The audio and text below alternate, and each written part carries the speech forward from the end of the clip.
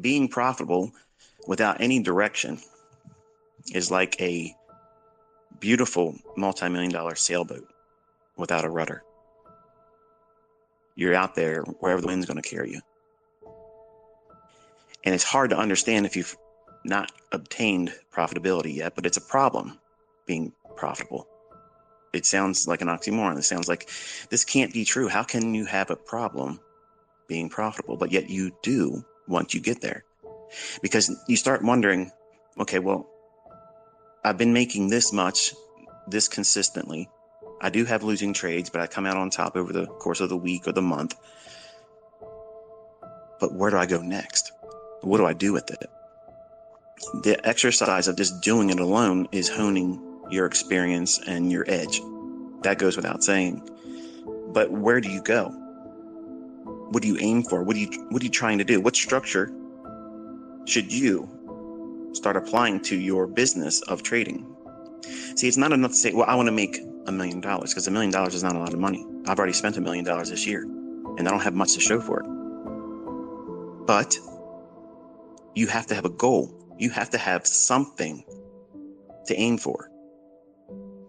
And there has to be a structure behind that. So one of the series I had intended to do once I completed the private mentorship stuff, and we're done now, that I would sit down and kind of give a public blueprint of what I wish I would have been given as a 20-year-old. Just discovering profitability, figuring out that, yes, I could be consistent with bonds. Yes, I could be consistent with the S&P. And I put away all the mega trade. I have to do only those types of setups, where the big run-ups in the marketplace. I was only focusing on that because Larry Williams said that's where I should be focusing. And because I was looking for that all the time, there was all these trades that were occurring daily, weekly, monthly, that I was really not paying attention to or even aware of because I didn't have the skill set at the time. I was profitable, but I was looking for big trades most of the time. So I would do a bond trade or an S&P trade and one contract, and then realize that I'm consistent with one contract. And you've recently saw me this year just do one contract of the S&P and NASDAQ and double the account. That was a real account. And I showed losing positions. I did all kinds of things to handicap myself and still doubled the account. So for some of you, 100% return sounds too lofty, but I can tell you what you've already been given is easy to obtain that. But you have to have the skill set and discipline to adhere to picking your right setups and trying not to trade every single day.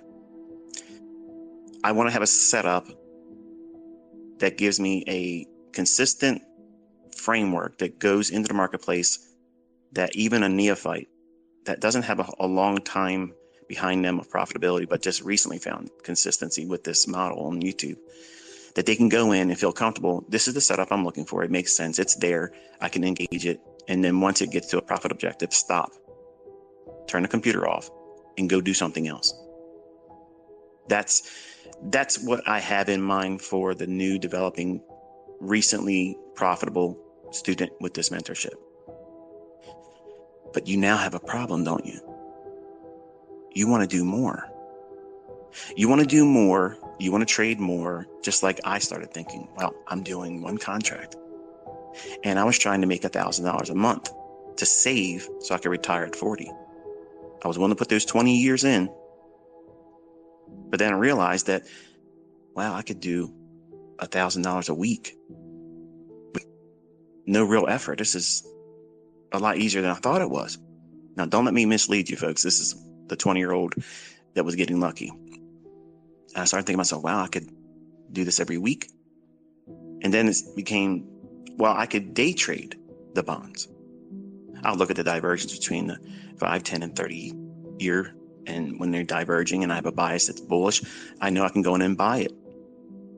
Hint, hint, nudge, nudge. Then I started making $1,000 a day. So I'm 20 years older and I'm looking around at my friends and they're working like one guy's working at a gas station, another guy, he's working at a meat market where he's cutting up meats and such. And they're doing okay, I guess, for, our age bracket. And I'm doing $1,000 a day in less than 45 minutes. And I'm thinking to myself, wow, I can do a lot more if I started trading more contracts. Because making $1,000 a month, that really just didn't do it for me. Once I started doing it consistently, I was like, it's too easy. I need more, like anybody else.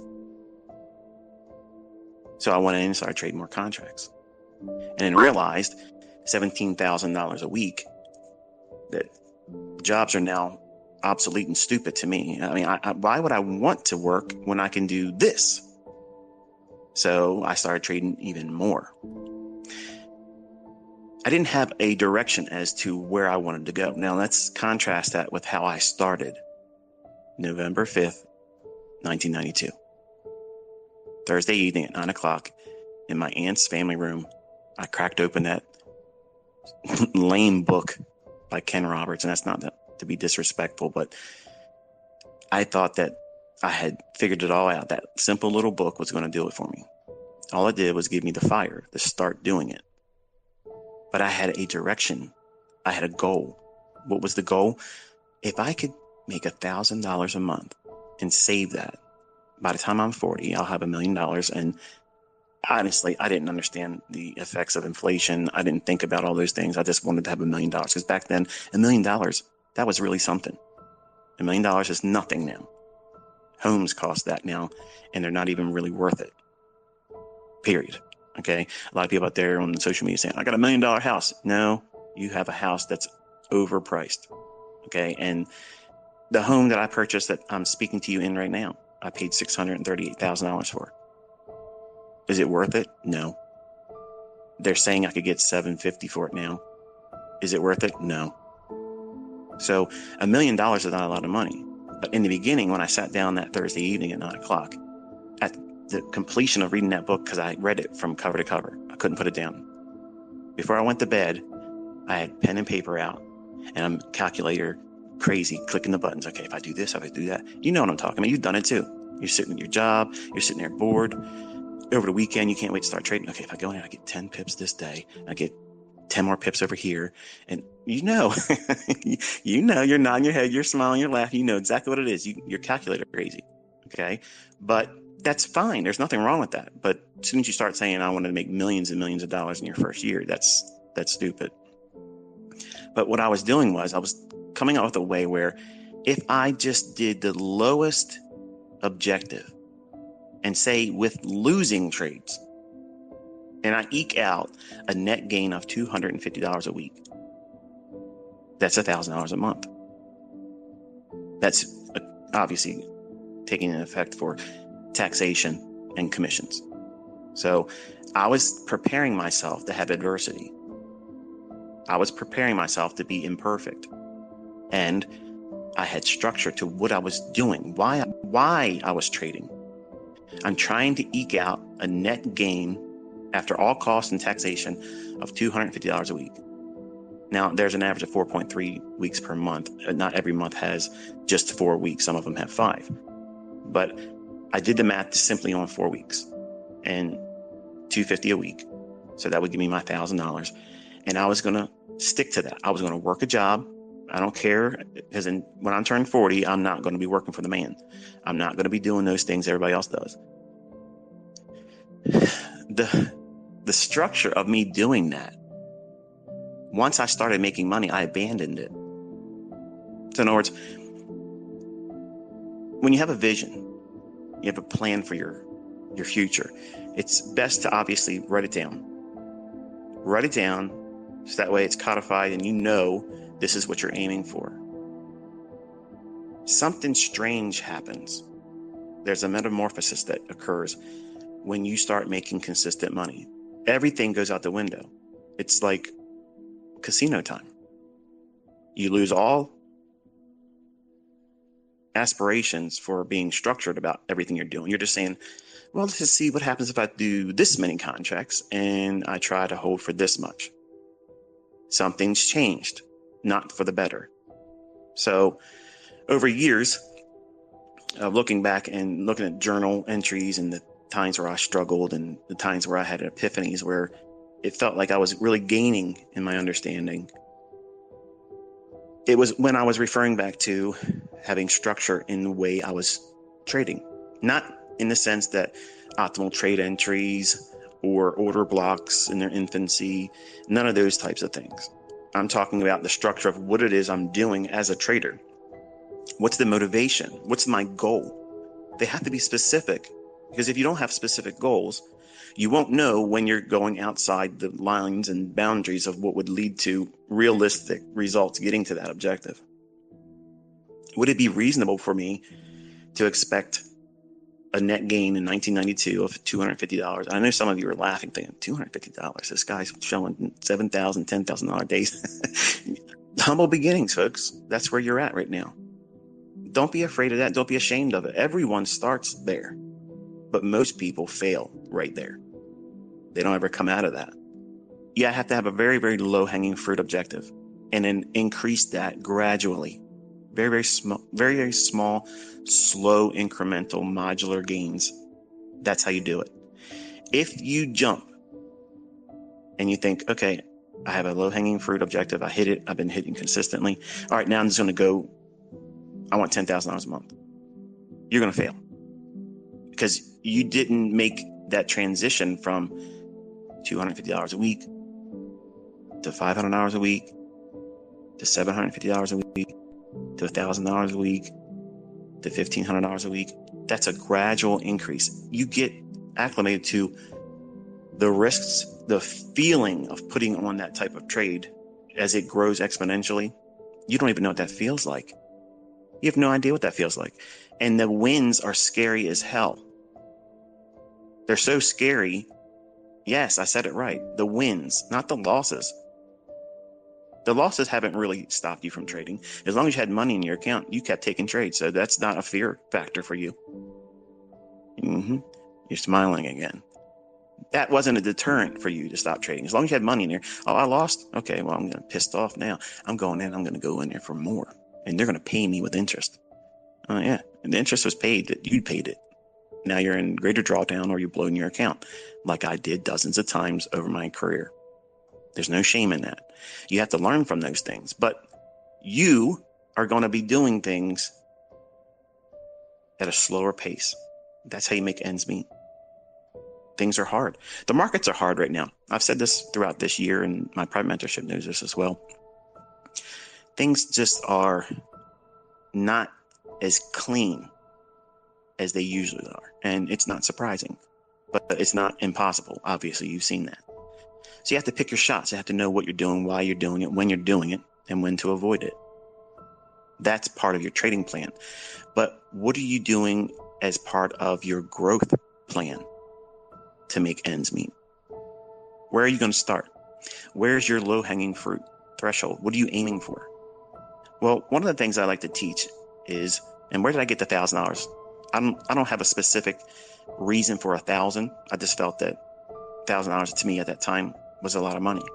And if I could save it every single month, nobody in my family was saving $1,000 and they were working. So I'm thinking, I'm working as a vendor, filling up candy machines and servicing soda and snack and cold food machines and coffee machines.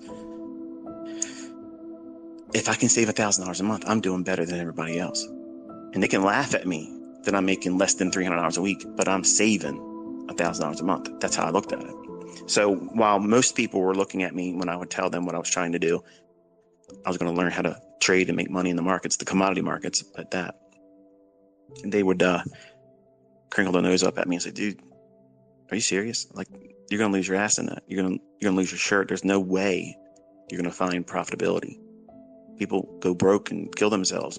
And that's true.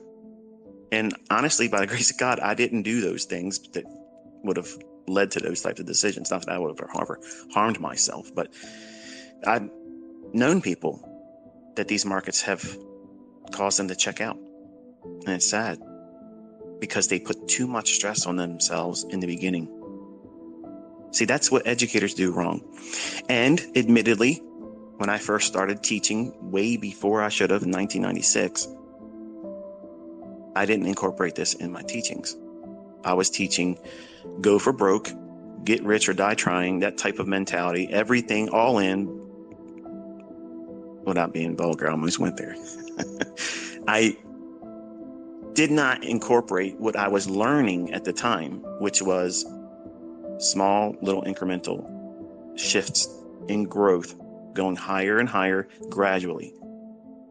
And when I would get the big run-ups in my equity as a new trader, admittedly, I couldn't tolerate that excitement, that overzealous feeling of, I just made more money than my entire family collectively in a year, just this week. That's too much for a young man, especially from where I came from. Like, it's unfathomable. It's a scary, overwhelming, intimidating feeling. And the only way I could make myself believe that it was real was I had to do it again right away. Otherwise, it was luck. And sometimes I would get lucky again. But eventually, pushing my luck and trying to do better than the last 2 trades, 3 trades, more risk, no stop. It's going to go in my favor because the last 3 did. Over leveraged. And then the account gets blown. So what I discovered and how to prevent that was I came up with a way, like I first started. I had realistic, absolutely easy objectives. Now think about this. I'm the guy that's already proven I've got millions of dollars and I've made millions of dollars and I can trade really very well. And I'm consistent. I'm the guy that's sitting down with you right now telling you, you should be aiming for about $250 a week. And it's laughable to some of you right now. I know. I'm not talking to you. But there's a lot of folks that have not found consistency yet. They just breached that now I can be profitable, but you just arrived. You just got there.